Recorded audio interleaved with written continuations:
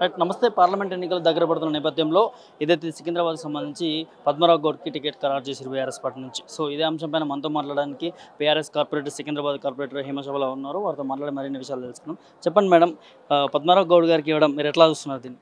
చాలా సంతోషంగా అండి. ఆల్రెడీ సిట్టింగ్ ఎమ్మెల్యేగా ఉన్నారు. గత 4 సార్లు ఆయన ఎమ్మెల్యేగా గెలిచి ప్రజల్లో మంచి పేరున్న నాయకుడు కాబట్టి ఆయన పేరు ప్రకటించడం మాకు చాలా సంతోషంగా ఉంది. ఖచ్చితంగా ఇది గెలుపు ఖాయమే. కానీ ఉన్న రాజకీయ పరిస్థితులను దృష్టిలో పెట్టుకొని దేన్ని కూడా ఈజీగా తీసుకోకుండా కష్టపడి కృషి చేసి మా ఎంపీ గారు ఆయన పద్మరావు గారిని గెలిపించుకొని ఆయనకి రాజ్యసభను పంపిస్తాం. ఇక్కడ కూడా ప్రజలకు కూడా ఎటువంటి ఇబ్బంది కాకుండా పార్టీ పరంగా మేమందరం కూడా ప్రజలకు అండగా ఉండి వారి నాయకత్వంలో మేము పనిచేయడానికి ముందుకెళ్తాం. మొన్న వరకు బీఆర్ఎస్లో ఉన్నటువంటి దానం నాగేంద్ర ఇప్పుడు మళ్ళీ కాంగ్రెస్కి వెళ్ళి అక్కడి నుంచి పోటీ చేస్తూ ఉన్నారు. సో దానిపైన మీ స్పందన? అంటే నిలకడలేని వ్యక్తులు వాళ్ళు. ఇందాకనే మనం మీటింగ్లో చూసినాం. ఎక్కడ పదవి ఉంటే అక్కడ వెళ్ళేవాళ్ళు. అంటే వాళ్ళ రాజకీయ లబ్ధి కోసం వాళ్ళ రాజకీయంగా సంపాదించుకున్న ఆస్తులను కాపాడుకోవడానికి వీళ్ళు అంటే పవర్ ఎక్కడ ఉంటే అక్కడ వెళ్ళడానికి చూస్తున్నారు. సో అట్లాంటి వ్యక్తులను నమ్మే ప్రసక్తే లేదు. ఎందుకంటే రీసెంట్గా ఒక ఆడియో విన్నాం మనం. ఒక ఓటరే ఫోన్ చేసి ఎమ్మెల్యే గారిని అట్లెట్లా మేము కారు గుర్తుకు ఓటేసి మిమ్మల్ని గెలిపిస్తే మీరు అట్లెట్లా కాంగ్రెస్ మమ్మల్ని అడగకుండా పోతారని. అంటే ప్రజల చైతన్యం ఉంది, వాళ్ళ అవేర్నెస్ ఉంది. అంటే ఒక పార్టీ మీద గెలిచి ఇంకో పార్టీకి పోయి ఓటు అడగడం అంటే ఇప్పుడు మళ్ళీ వచ్చే ఎలక్షన్స్లో ఓటు అడగడం అనేది చాలా వరస్ట్ అయిన సిచ్యువేషన్. ఖచ్చితంగా ఇప్పుడు ఆయన ఓట్లు అడగడానికి కూడా ఆయన ముఖం ఉందో లేదో కూడా ప్రజలందరూ గమనిస్తున్నారు. ఖచ్చితంగా ఇప్పుడు వచ్చే పార్లమెంట్ ఎలక్షన్స్లో నాకు తెలిసి ఫస్ట్ గెలిచే సీట్ మాత్రం సికింద్రాబాద్ పార్లమెంట్ ఎంపీ మన పద్మరావు గారు గెలుస్తుందని మాకు గట్టి నమ్మకం. ఒకవైపు కాంగ్రెస్ పార్టీ మాకు 14-15 సీట్ల వరకు కూడా వస్తాయి, మేము 100 రోజుల పాలనలో బాగా చేస్తామని చెప్పి వాళ్ళు చెప్తా ఉన్నారు. సో మీరేమో దాన్ని విమర్శిస్తూ ఉన్నారు, ఏం చెప్తారు మేడం? అంటే నేను ఒక కార్పొరేటర్గా కాదండి, పబ్లిక్లో మనం జనరల్గా తిరుగుతూ ఉంటాం కాబట్టి పబ్లిక్ ఇష్యూస్ చెప్తున్నాను. ఒకప్పుడు మేము 9.5-10 సంవత్సరాల కాలంలో మేము పబ్లిక్లో తిరిగినప్పుడు వారి ఇష్యూస్ ప్రతి ఒక్కటి మాకు చెప్తే మేము అధికార దృష్టికి మా పార్టీ దృష్టికి తీసుకుపోయి దాన్ని సార్ట్అవుట్ చేసినాం. కానీ ఇప్పుడు మేము ప్రజలలో పోతుంటే అంటే మాకు నిరంతరం కంప్లైంట్ వాటర్ ప్రాబ్లం అని చెప్తున్నారు, కరెంటు ఇష్యూ అని. ఈ 10 సంవత్సరాల కాలంలో మాకు అట్లాంటి ఇష్యూస్ ఎక్కడ కూడా మేము ఫేస్ చేయలేదు. సో అన్ని ప్రాబ్లమ్స్ని కూడా స్టెప్ బై స్టెప్ మేము సాల్వ్ చేసుకుంటూ వెళ్ళినాం. కానీ వచ్చిన 100 డేస్లోనే ప్రతి ఒక్కరు అంటే పార్టీ 3 నెలలు అంటే కాంగ్రెస్ పార్టీ వచ్చి 3 నెలలనే ఇన్ని 100 తప్పులు చేశారు. ప్రజలు విమర్శిస్తారు ఆల్రెడీ. అంటే ఫ్రీ బస్తోనే కాదు కదా ప్రజలు బతికేది. ప్రజలు కావాల్సిన మౌలిక సదుపాయాలు అందించి ప్రజలని కాపాడుకుంటేనే నిజమైన నాయకుడు అవుతాడు.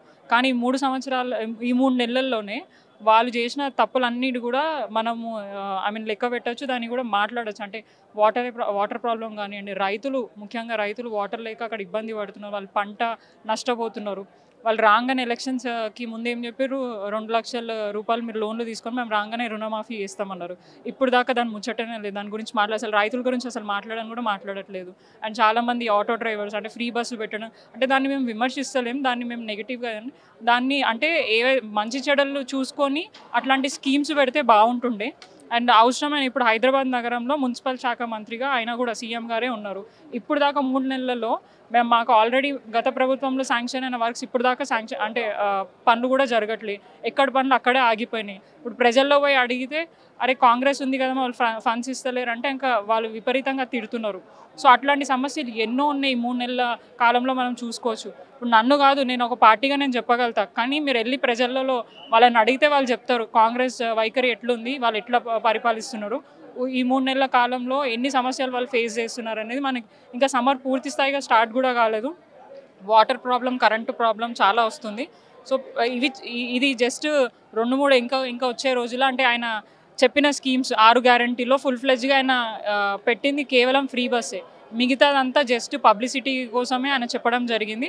సో ఫుల్ ఫ్లెడ్జ్గా ఆయన ఏవి కూడా ఇంప్లిమెంట్ చేయలేదు. సో అదే విమర్శలు ఇప్పుడు వచ్చే ఎలక్షన్స్లో కూడా మేము అవే ఓట్లు అడుగుతాం. అట్లానే తెలంగాణ ప్రజలకి అన్యాయం జరిగితే బీఆర్ఎస్ ప్రభుత్వం ఎప్పుడు కూడా సైలెంట్ ఉండదు.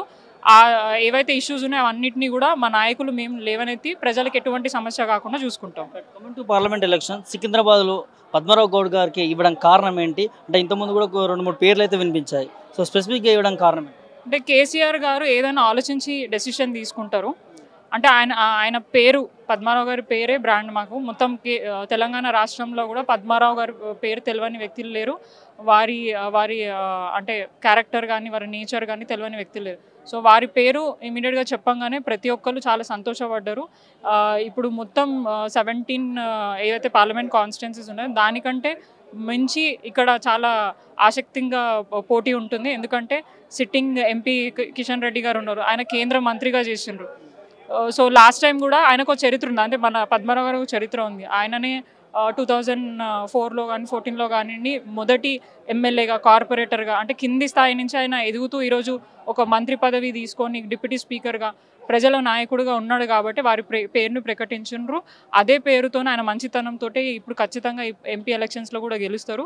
ఇంకా ఉన్న ఆపోజిషన్ నాయకులు అయితే మాత్రం ఆయన ఎంపీగా కేంద్ర మంత్రి ఉండి నిజంగా వాస్తవానికి ఏం చేయలేదు మా నియోజకవర్గంలో. ఇందాక చెప్పినట్టు షెడ్లు వేసిండ్రు, వాటర్ ట్యాంకులు ఓపెన్ చేసి లిఫ్ట్లు ఓపెన్ చేసిండ్రు, కనుక అంతకంటే ఇంకేం చేయలేదు. ఇంకా దానం నాగేందర్ గారు అంటే మొన్నటిదాకా మా పార్టీలో నుండి 2 సార్లు ఎమ్మెల్యే అయినరు. ఇప్పుడు అధికారం కోసం కాంగ్రెస్లోకి పోయి ఎంపీగా కండక్ట్ చేస్తున్నారు. సో అంటే వాళ్ళకి ఓటు అడగడానికి రైట్ కూడా లేదు. ప్రజలకి ఏం చేస్తామో చెప్పలేని పరిస్థితిలో వాళ్ళు ఉన్నారు. కానీ ఏం చేస్తామనేది చెప్పి మేము ఓట్లు అడిగే పరిస్థితిలో మేము ఉన్నాం.